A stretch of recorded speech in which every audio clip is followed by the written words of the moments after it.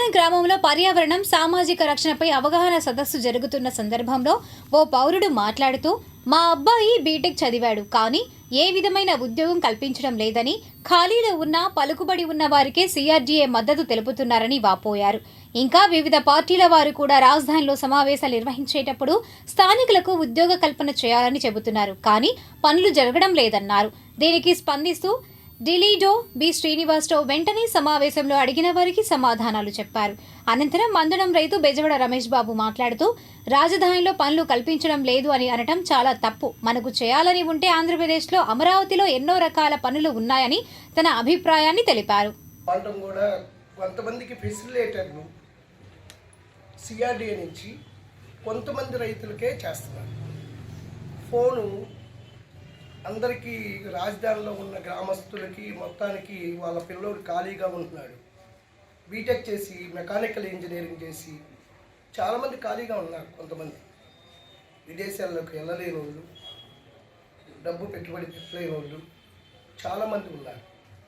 వాళ్ళ దాకా ఇన్ఫర్మేషన్ వెళ్ళట్లేదు. రెండే కదా పాయింట్లు ఇంకేమన్నా? ఒకటో పాయింట్కి క్యూబిట్ అని ఒక సంస్థ, అంతర్జాతీయ సంస్థ, ఆల్ ఓవర్ ఇండియాకి క్వాంటమ్ టెక్నాలజీ మీద ట్రైనింగ్ ఇవ్వడానికి పెద్ద ఎత్తున ప్రకటించింది. దాంట్లో ఆంధ్రప్రదేశ్ ప్రభుత్వం ఆన్లైన్లోనే అది అప్లికేషన్, ఇక్కడ క్వాంటమ్ వ్యాలీ మీద ట్రైనింగ్ ఇచ్చే కెపాసిటీ ఇక్కడ ఎవరికీ లేదు. 3 లక్షలు ఆన్లైన్లోనే ఇది చేస్తారు. ఆన్లైన్లో మీరు రిజిస్ట్రేషన్ చేసుకోమని రాజధానిలో గత 5-6 నెలల నుంచి ఈ ఫెసిలిటేటర్లు ఎవరైతే ఉన్నారో వాళ్ళు 1,00,000 మంది ఫోన్ నెంబర్లు తీసుకున్నారు. ఒక్కొక్క ఇంట్లో 2 నెంబర్లు ఉండొచ్చు, ఒక్కొక్క ఇంట్లో 3 నెంబర్లు ఉండొచ్చు. మీరు చెప్పిన నెంబర్లు ఎన్నైతే ఉన్నాయో అన్ని నెంబర్లు మా దగ్గర కంప్యూటర్లో సిఆర్డీఏలో ఉన్నాయి. వాటిని వాళ్ళ ఏజ్ ప్రకారం, వాళ్ళ క్వాలిఫికేషన్ ప్రకారం ఏ అవకాశం వస్తే ఆ అవకాశానికి మేము మెసేజ్లు కంటిన్యూస్గా వేలల్లో పెడతాం. వేలల్లో, 1 రోజులు కాదు. ఆ ఒక్క మనిషి ప్రతి ఊళ్ళో ఉన్న ప్రతి ఒక్కరికి ఫోన్ చేయడం ప్రతి సందర్భంలో అవ్వదు. అందుకని మెసేజ్నే ఫాలో అవుతున్నాం మేము. ఇది క్వాంటమ్కి మీరు ఏదైతే రెఫర్ చేసుకున్నారో మేము ఇంకోటి కూడా కాల్ ఇచ్చాం. మీరు రిజిస్ట్రేషన్ ఆన్లైన్లో చేసుకుంటే మాకు తెలియజేస్తే ఎస్ఆర్ఎంలో వాళ్ళ వరకు సపరేట్ క్లాస్ కూడా వాళ్ళు ఆన్లైన్లో చెప్పిన క్లాస్ అర్థం కాకపోతే ఫిజికల్ క్లాస్లో కూడా పెడతామని కూడా మేము పంపించాం. ఒకటి. రెండోది, తర్వాత ఫెసిలిటేటర్ ఉన్నది మీకు తెలుసు కదా, మిమ్మల్ని కమ్యూనికేట్ చేసిన ప్రతి ఒక్కరిని ఫెసిలిటేటర్ దగ్గర పంపి అర్థమైందా? ప్రతి విషయానికి ఊళ్ళో ఉన్న ప్రతి ఒక్కరికి ఆ ఒక్క మనిషి ఫోన్ చేయడం అనేది కుదరదు. మీకు తెలుసు కదా, మీరు పబ్లిక్ తోటి పోస్టల్ డిపార్ట్మెంట్లో పనిచేస్తున్నారు. మీకు తెలిసిన ప్రతి ఒక్కరికి అమ్మాయి అమ్మాయి చెప్పండి, చాలా అమ్మాయి గైడ్ చేస్తారు. ఇప్పుడు ఏంటంటే పెద్ద చదువుకోదు కాబట్టి నాకు తెలియకపోవచ్చు ఇంగ్లీష్ అది, కానీ వాళ్ళందరూ 10వ తరగతి అందరూ బీటెక్ ఇంటర్ తర్వాత వెళ్ళిన వాళ్ళు అందరూ చదువులకు వచ్చిన వాళ్ళు. ఆ పని ఎత్తుక్కునే సమయం లేదో లేకపోతే అలసత్వం తెలియదు, కానీ ఆ పనికి వెళ్ళడానికి కూడా ఎత్తుక్కోలేని పరిస్థితులు చాలా మంది జనం ఉన్నారు. ఒక నింద రాగానే ఏంటంటే మాకేం లేదండి పని, అసలు ఖాళీగా దిగుతున్నామని రమ్మంటే కాదండి ఇది మాకు ఇది ఇంత జీతం ఎంత, ఆ జీతంకి మనం ఎట్లా సార్. ఇక్కడ ఏంటంటే మనం ఒక హై లెవెల్గా ఇక్కడ డబ్బులు ఖర్చు పెరిగింది, అలాగనే ఆదాయం పెరిగింది. దాంతో ఏంటంటే వాళ్ళ నామినల్గా మొత్తం స్టేట్ వైడ్గా సెంట్రల్ వైడ్గా వాళ్ళ రూల్స్ ఉంటాయి.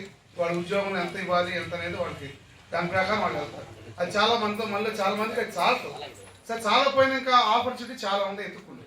ఇక్కడ నాకు తెలిసి ఇప్పుడు రాజధానిలో ఈ అన్న కింద చెప్పినట్టు ఇక్కడ పని లేదు, నాకేం పని లేదు, నాకేం దొరకట్లేదు అనే మాట అంటే అది చాలా దారుణం అన్నమాట. ఎందుకంటే నేను సిఆర్డీఏకి వెళ్తే వీళ్ళు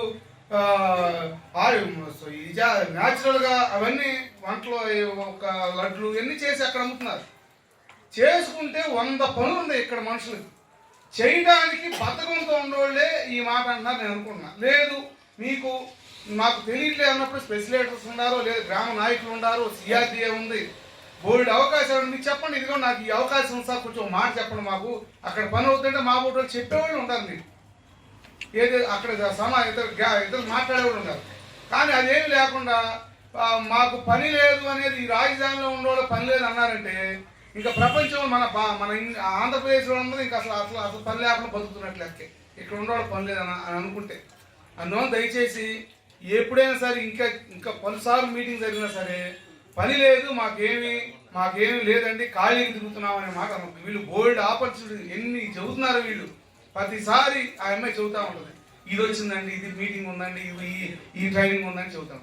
అది ఎదుర్కొని మనమే పోవాలి. ట్రైన్కి వెళ్ళి బతుకొని పోయి అక్కడ ఏదన్నా కాదంటే కొంచెం మాట చెప్పనంటే చెప్పగలుగుతాం. మా బోటోడుకు మా అబ్బాయికి చదివాడంటే కొద్దిగా ఎక్కడికి వెళ్తే పలానా చోటుకి వెళ్ళాయా నేను మాట కావాలంటే చూస్తే సహాయం చేస్తాం వెళ్ళమంటే అక్కడికి వెళ్ళడానికి కూడా చాలా మందికి అది ఎంత అండి 12,000, 15,000, 14,000 అంటండి. అది ఎంత మరీ తక్కువగా మనం ఏం చేయగలుగుతాం? మంగళగిరి గోపాలకృష్ణ థియేటర్ వెనుక ప్రాంతంలో ఎన్టీఆర్ భరోసా పింఛన్లు బుధవారం పంపిణీ చేశారు. ఈ కార్యక్రమంలో టీడీపీ గుంటూరు పార్లమెంట్ ప్రధాన కార్యదర్శి పోతినేని శ్రీనివాసరావు, కమిషనర్ అలీం బాషా తదితరులు పాల్గొన్నారు. అనంతరం వారు మాట్లాడారు. ఆంధ్రప్రదేశ్ ముఖ్యమంత్రి వర్యులు చంద్రబాబు నాయుడు గారి నాయకత్వంలో ఆంధ్రప్రదేశ్ ప్రభుత్వం అన్ని రంగాల్లో కూడా అభివృద్ధి సంక్షేమంలో ముందుకెళ్తుందని మనందరికీ తెలుసు, చూస్తున్నాం. కూటమి ప్రభుత్వం అధికారంలోకి వచ్చిన తర్వాత అనేక అభివృద్ధి సంక్షేమ కార్యక్రమాన్ని రాష్ట్రం అమలు చేయడం మనందరం చూస్తున్నాం.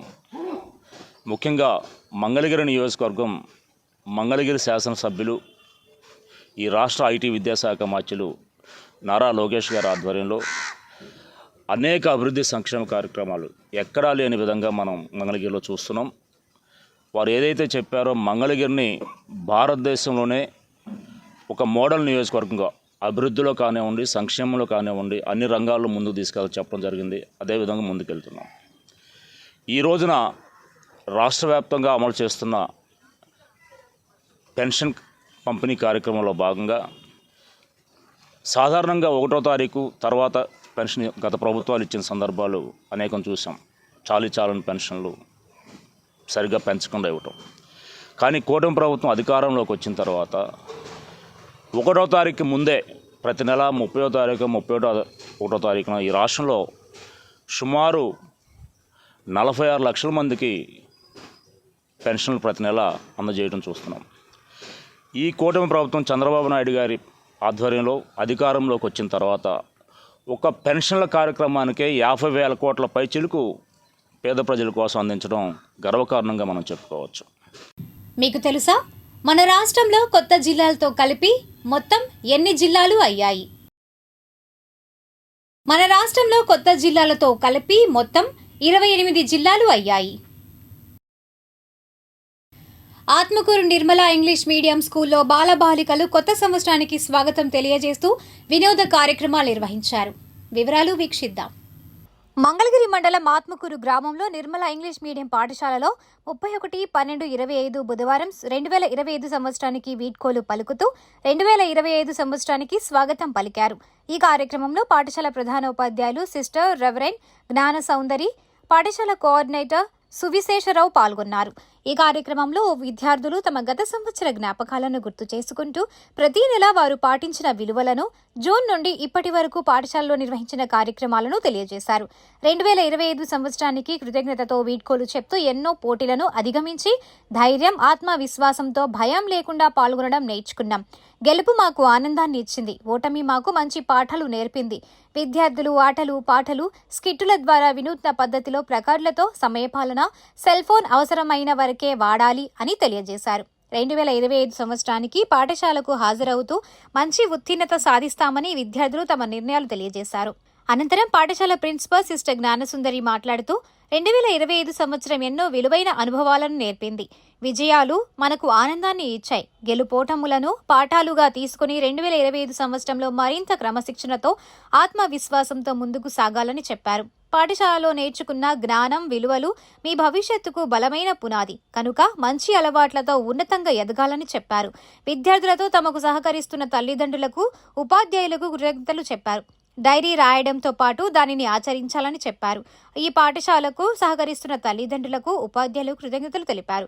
గడిచిన 2025 సంవత్సరంలో అందరినీ కాపాడిన దేవాది దేవునికి కృతజ్ఞతలు తెలుపుతూ నూతన సంవత్సరం కొత్త వెలుగులు మన జీవితంలో నింపాలని కోరుకుంటూ తల్లిదండ్రులకు, ఉపాధ్యాయులకు, విద్యార్థులకు, ఇతర సిబ్బందికి నూతన సంవత్సర శుభాకాంక్షలు తెలియజేశారు. జాతీయ స్థాయిలో ఇటీవల ఆరావళి పర్వత శ్రేణులపై చర్చ జరిగింది. సుప్రీంకోర్టు తీర్పుపై విమర్శలు కూడా వచ్చాయి. తాజాగా స్టే ఊరటనిచ్చింది. వీక్షిద్దాం నేటి ఫోకస్.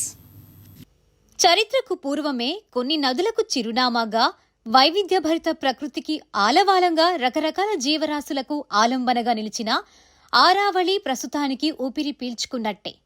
ఆ పర్వత శ్రేణిపై గత నెల 20న తామిచ్చిన ఉత్తర్వులను తాత్కాలికంగా నిలుపుదల చేయాలని సుప్రీంకోర్టు సోమవారం తీసుకున్న నిర్ణయం పర్యావరణ ఉద్యమకారులకు ఆ ప్రాంత ప్రజానికానికి ఉపశమనం కలిగించింది. 250 కోట్ల సంవత్సరాల క్రితం ఆవిర్భవించి వాయవ్య భారత్ను 670 కిలోమీటర్ల పొడవున కంటికి రెప్పలా చూసుకుంటున్న ఆరావళికి కష్టం వచ్చిందంటే జనం తల్లడిల్లారు. టేపు తీసుకుని కొలతలు కొలిచి ఎన్ని డిగ్రీల కోణంలో వాలాయో గమనించి ఆ కొండల్ని కత్తిరించాలని చూసిన వారి ఎత్తుగళ్లకు విస్తుపోయారు. అందుకే పర్యావరణ ఉద్యమకారుల నాయకత్వంలో పార్టీలకు అతీతంగా గొంతెత్తారు. చివరకు జనానిదే పైచేయింది. ఈ అంశంలో మరిన్ని వివరణలు, భిన్న కోణాలో పరిశీలనలు అవసరమవుతాయని ప్రధాన న్యాయమూర్తి justice Suryakant, justice JK Maheshwari, justice Augustine George మాసీలతో కూడిన త్రిసభ్య ధర్మాసనం అభిప్రాయపడి ఉన్నత స్థాయి నిపుణుల కమిటీ మరింతగా సమగ్రంగా, మరింత సంపూర్ణంగా దీన్ని పరిశీలించాల్సి ఉంటుందని భావించింది. ఎన్నో పురిటి నొప్పులు పడి, ఎన్నెన్నో ఉత్పాతాలు చవిచూసి, ఎన్నో విధాల భౌగోళిక మార్పులు జరిగి ప్రకృతి సంపద ఈ రూపంలో మన కళ్ల ముందుంది. అధికారం ఉండొచ్చు, కుబేరుణ్ణి తలదన్నేంత ఐశ్వర్యం ఉండొచ్చు, కానీ ఈ సంపదను అవసరాలకు పొదుపుగా వినియోగించుకుంటూ సురక్షితంగా భవిష్యత్ తరాలకు అప్పగించడం మనిషి జన్మనెత్తిన వారి బాధ్యత. ప్రపంచవ్యాప్తంగా పాలకులుగా ఉన్నవారు, పారిశ్రామికవేత్తలు దీన్నెక్కడా గమనించుకుంటున్నట్టు లేరు. అందుకే అడవులు మటుమాయమవుతున్నాయి, కొండలు కరిగిపోతున్నాయి, నదులు ఇంకిపోతున్నాయి, జీవ వైవిధ్యం గతి తప్పుతోంది. కొన్ని రకాల జంతువులు, పక్షులు ఇప్పటికే అంతరించిపోయాయి. నదుల గమనాలు మారాయి, ఋతువులు తీరు మార్చుకుంటున్నాయి, రకరకాల కాలుష్యం కాటేస్తోంది. ఆరావళి మాత్రమే కాదు, దేశంలో చిన్న పెద్ద కొండలు, గుట్టలు దీనంగా వేడుకుంటున్నాయి. మానవాళికి ఎన్నో విధాలుగా ఉపయోగపడుతున్న తమ ఉసురు తీయడానికి సిద్ధపడుతున్న వైనం చూసి దుఃఖిస్తున్నాయి. అయినా ఆగిందేమీ లేదు. బంగారం మొదలుకొని డోలమైట్, గ్రాఫైట్, మ్యాంగనీస్, బొగ్గు, రాగి, బాక్సైట్ వంటి రకరకాల ఖనిజాలు వాటిల్లో నిక్షిప్తమై ఉండటమే అందుకు కారణం. అభివృద్ధికి అవసరం అనుకుంటే పరిమిత స్థాయిలో వాటిని వినియోగించడాన్ని ఎవరూ తప్పుపట్టరు. కానీ ప్రకృతి విపత్తులకు దారితీసే స్థాయికి అది చేరుకోవటం వల్ల అసలు అభివృద్ధి పరమార్థమే దెబ్బతింటోంది. ఆ ప్రాంతాల్లో నివసించే ఆదివాసుల జీవిక ధ్వంసమవుతోంది. ఇన్ని దశాబ్దాలుగా మౌనంగా వీక్షించిన వాయవ్య భారతం ఇప్పుడైనా గొంతెత్తగలిగింది గనుకే ప్రస్తుతానికిది ఆగింది. ఆరావళి పర్వత పంక్తులు చంబల్, సబర్మతి, లూని వంటి నదులకు జీవం పోస్తున్నాయి. అక్కడ అడవులున్నాయి, గడ్డి భూములు ఉన్నాయి, సారవంతమైన నేలలు సరేసరి, అపురూపమైన జంతు వృక్ష జలాలున్నాయి. దేశ రాజధాని నగరం ఈ మాత్రమైన ఊపిరి పీల్చుకోగలుగుతుందంటే అది ఆరావళి చలవే. అంతేకాదు, భూగర్భ జలాలు సమృద్ధిగా లభించేలా చేస్తున్నాయి. ఇప్పటికే కొనసాగుతున్న మైనింగ్ను నిలిపివేయడంతో పాటు కొత్తగా మైనింగ్ లైసెన్సులు జారీ చేయకుండా చర్యలు తీసుకుంటేనే ఈ మాత్రమైనా మిగులుతాయి. ఆరావళిలో కోల్పోయింది కోల్పోగా ప్రస్తుతం మిగిలిన దాన్నైనా ఎలా రక్షించుకోవాలన్న ఆర్తి ఉంటే తప్ప ఇదంతా సాధ్యపడదు. వాయవ్య భారతమే కాదు, దేశంలోని అన్ని ప్రాంతాలు తమ గొంతు బలంగా వినిపించినప్పుడే కొనసాగుతున్న విధ్వంసానికి తెరపడుతోందని తాజా పరిణామాలు చెబుతున్నాయి. భూ ఆకృతి సంబంధిత అంశంగా చూసి కొలతలతో, కోణాలతో యాంత్రికంగా చూడక మనిషి ఇసురుగా ప్రకృతిని వీక్షించగలిగితే తరతరాల పాటు ఈ అపురూప సంపద మానవాళికి ఆసరా అందిస్తోంది.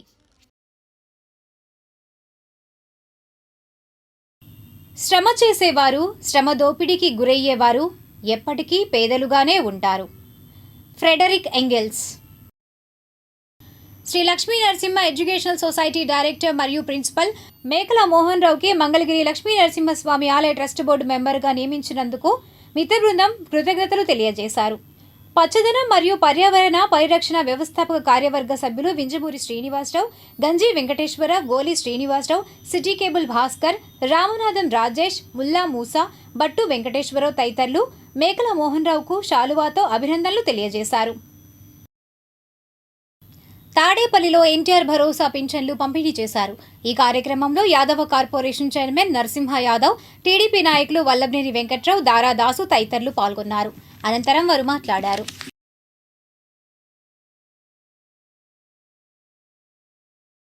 కృతజ్ఞతలు తెలియజేస్తూ ఈరోజు ఎన్టీఆర్ భరోసా పింఛన్ల పంపిణీ కార్యక్రమంలో కూడా అందరూ కూడా పాల్గొనడం, అదేవిధంగా ఆంధ్రప్రదేశ్లో భారీ ఎత్తున కూడా నారా లోకేష్ గారిని ఈ నియోజకవర్గం నుంచి భారీ మెజారిటీతో గెలిపించిన ఇక్కడ ప్రజలందరికీ కూడా కృతజ్ఞతలు తెలియజేయడమే కాకుండా ఈ యొక్క మంగళగిరి నియోజకవర్గ అభివృద్ధికి ఏ విధంగా కృషి చేస్తున్నారో ప్రజలందరూ కూడా చూస్తున్నారు.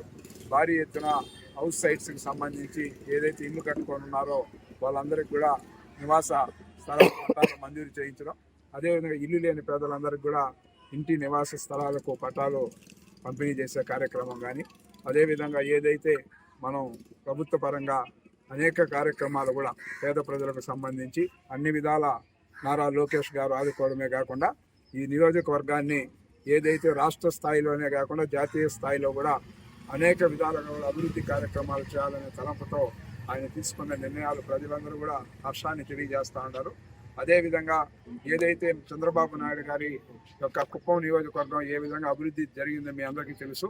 దానికన్నా మిన్నగా ఈ యొక్క నియోజకవర్గాన్ని, మంగళగిరి నియోజకవర్గాన్ని భారీగా కూడా అభివృద్ధి చేసి అనేక సంస్థలు కూడా తీసుకొచ్చి అనేక విధంగా నెంబర్ 1 స్థానంలో మంగళగిరి ప్రజలకి అన్ని విధాలుగా కూడా ఏదైతే ఉద్యోగ అవకాశాలు అంటామా, లేకపోతే చిన్నపాటి వ్యాపారాలు పెట్టుకోవాలంటే అవకాశాలు అంటామా, అన్ని విధాలుగా కూడా అవకాశాలు ఇచ్చే విధంగా కూడా ప్రణాళికాబద్ధంగా ముందుకెళ్తున్న నారా లోకేష్ గారికి ఈ సందర్భంగా ప్రజలందరూ కూడా ఇంటింటికి వెళ్ళినప్పుడు కూడా వాళ్ళ యొక్క సంతోషాన్ని నిలుపుచడం జరిగింది.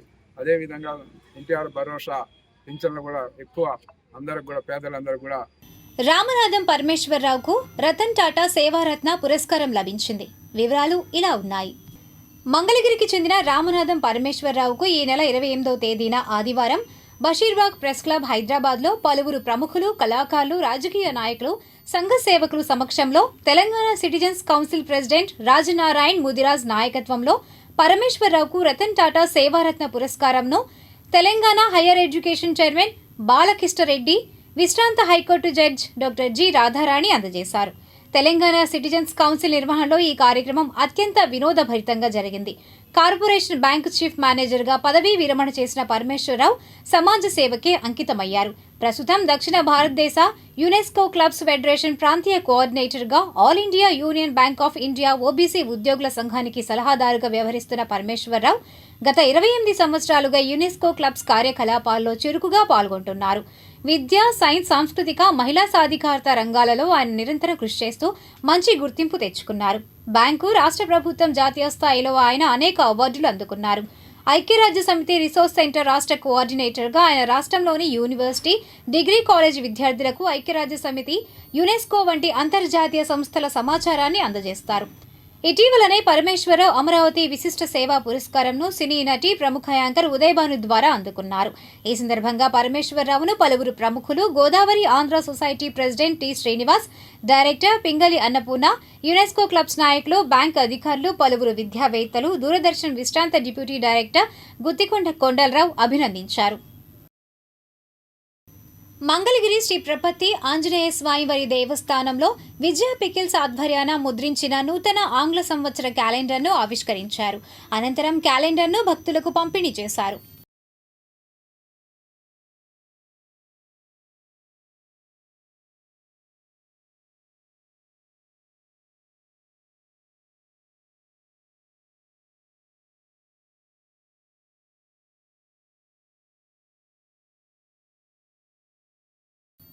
మంగళగిరి 8వ వార్డు ఆంజనేయ కాలనీలో బుధవారం ఎన్టీఆర్ భరోసా పింఛన్లు పంపిణీ చేశారు. ఈ కార్యక్రమంలో టీడీపీ నాయకులు గోవాడ దుర్గారావు, అటాగురి రాజశేఖర్, తిరుమలశెట్టి హనుమంతరావు, తెలుగు మహిళా నాయకులు గోవాడ వెంకటలక్ష్మి తదితరులు పాల్గొన్నారు. నూతన సంవత్సర వేడుకలు చక్కటి వాతావరణంలో ప్రశాంతంగా జరుపుకోవాలని Guntur north zone DSP Muralikrishna అన్నారు. ఈ మేరకు ఆయన సిటీ న్యూస్తో మాట్లాడారు. మంగళగిరి సబ్ డివిజన్లోని ప్రజలకు నూతన సంవత్సరం సందర్భంగా అడ్వాన్స్గా శుభాకాంక్షలు తెలియజేస్తున్నాము. ఈ వేడుకలు చక్కటి వాతావరణంలో సంతోషకరంగా ప్రశాంతంగా జరుపుకోవాలని కోరుకుంటున్నాం. సాధ్యమైనంత వరకు మీ ఇళ్లలోనూ మీ పరిసరాల్లోనే ఈ వేడుకలు జరుపుకుంటే చాలా మంచిది. లేదా బహిరంగ ప్రదేశాల్లో కేకులు కట్ చేయడం, మద్యం సేవించి వాహనాలు నడపడం, బైక్ రేసులకి పాల్పడడం, లేదా మైనర్ పిల్లలకి వాహనాలు ఇచ్చి ప్రమాదకరమైన ఇష్యూస్లోకి వెళ్ళినట్లయితే మీరు మీ కుటుంబం కూడా కొత్త సంవత్సరంలో ఇబ్బందులు పడవలసి వస్తుంది. కాబట్టి మీరందరూ ఇది గమనించి చక్కగా నూతన సంవత్సరం వేడుకలు జరుపుకోవాలి. అలా కాకుండా చట్టాన్ని ధిక్కరించి బైక్ రేసులు నిర్వహించిన, బహిరంగ ప్రదేశాల్లో కేకులు కట్ చేసి లాండ్ ఆర్డర్ ఇష్యూస్కి కారణమైనట్లయితే మీపై చట్టరీత్యా చర్యలు తీసుకుంటాం. కాబట్టి ఇది గమనించి పోలీసు వారికి సహకరిస్తారని ఆశిస్తున్నాం. Thank you very much. ఇప్పుడు దుగ్గిరాల సమాచారాన్ని తెలుసుకుందాం.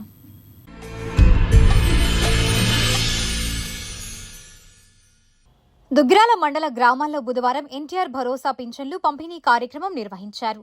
ప్రజాప్రతినిధులు, అధికారులు కలిసి గ్రామాల్లో ఇంటింటికి వెళ్లి అర్హులైన పింఛన్దారులకు నగదును పంపిణీ చేశారు. ఈ కార్యక్రమంలో MPP Sheikh Jabeen, market yard chairman Unnam Jhansirani, మండల తెలుగుదేశం పార్టీ అధ్యక్షురాలు కేశంనేని శ్రీయనిత, మాజీ MPP Venigalla Srikrishna Prasad, MPDO A Srinivasarao, deputy MPDO K Jawaharlal Nehru, MPTC సభ్యులు విశ్వనాథంపల్లి శివకుమార్, పంచాయతీ కార్యదర్శులు తెనాలి మురళి, వెంకట్రావు, సచివాలయ సిబ్బంది తదితరులు పాల్గొన్నారు. మండలంలో మొత్తం 9,025 పింఛన్లు గాను 3,85,11,000 రూపాయలు పంపిణీ చేశారు. తొలి రోజునే పింఛన్ పంపిణీ 95% పూర్తయినట్లు అధికారులు తెలిపారు. ఈ సందర్భంగా శ్రీయనిత, జబీన్, శ్రీనివాసరావు మాట్లాడారు.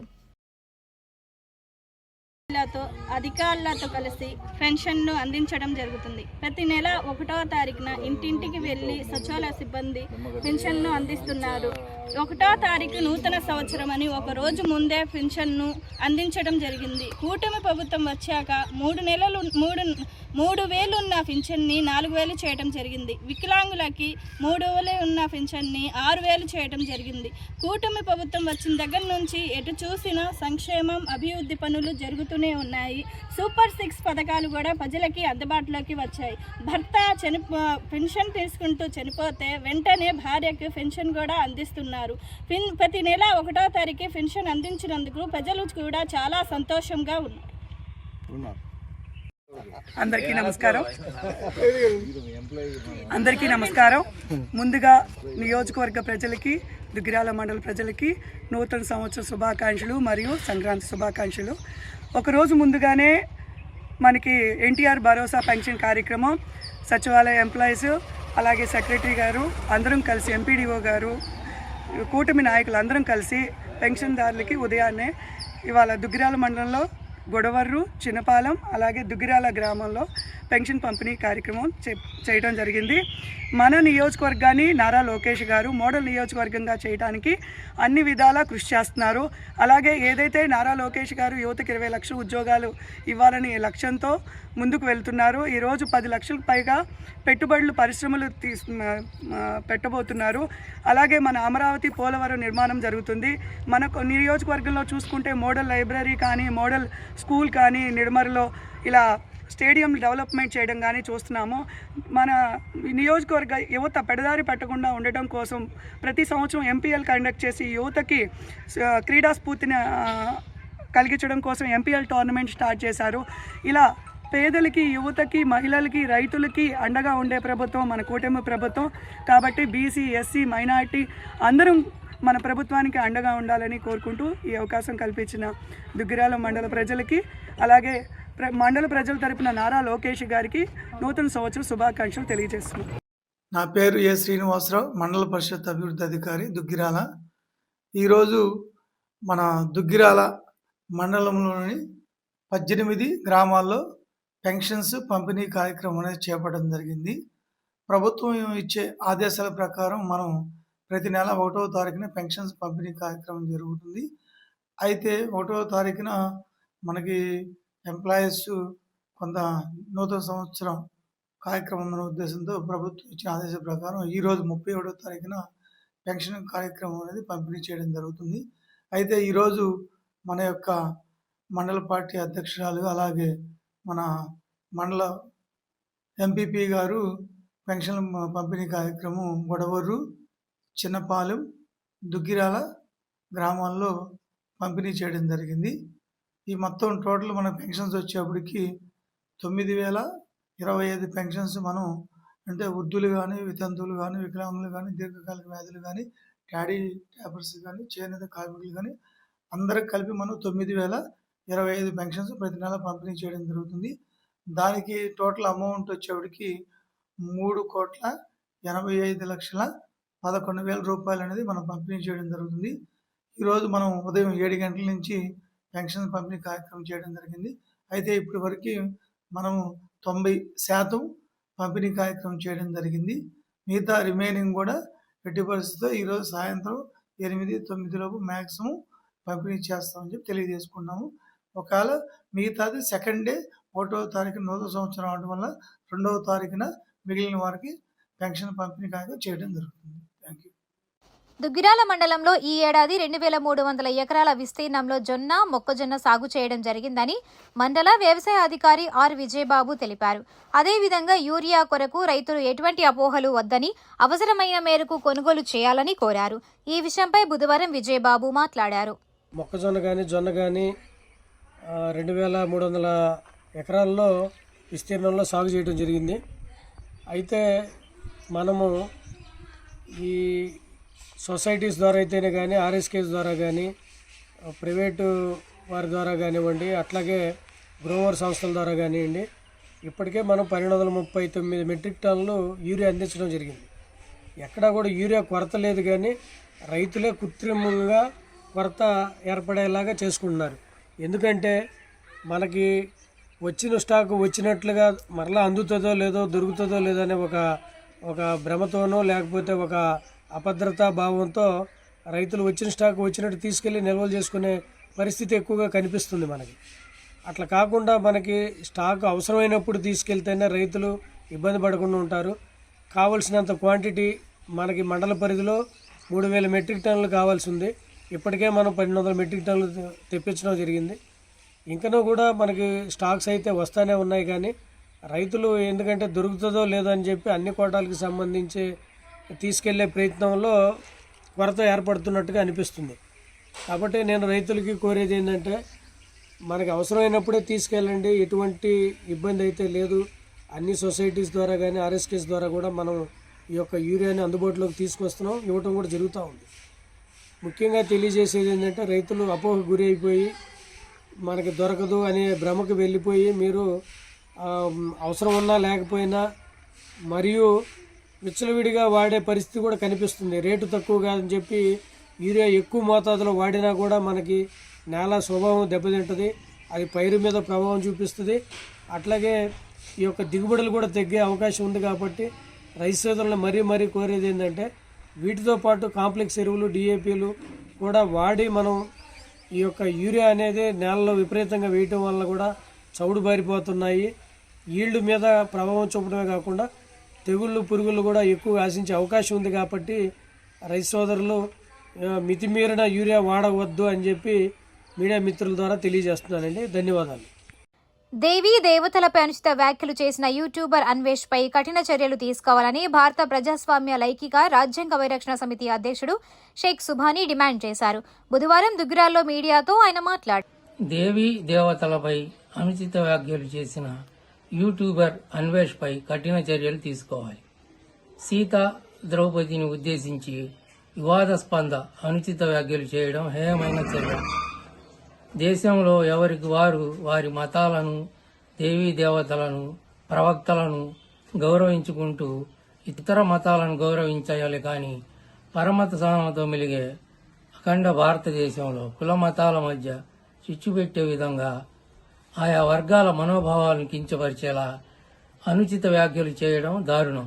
గతంలోనూ ఇతను ముస్లింలను, మహమ్మద్ ప్రవక్తను, పవిత్ర ఖురాన్ మీద అభ్యంతరకర వ్యాఖ్యలు చేశాడు. కుల మతాలకు మధ్య చిచ్చు పెట్టే విధంగా అసత్య రచ్చగొట్టే వ్యాఖ్యలు చేయడం అమానుషం.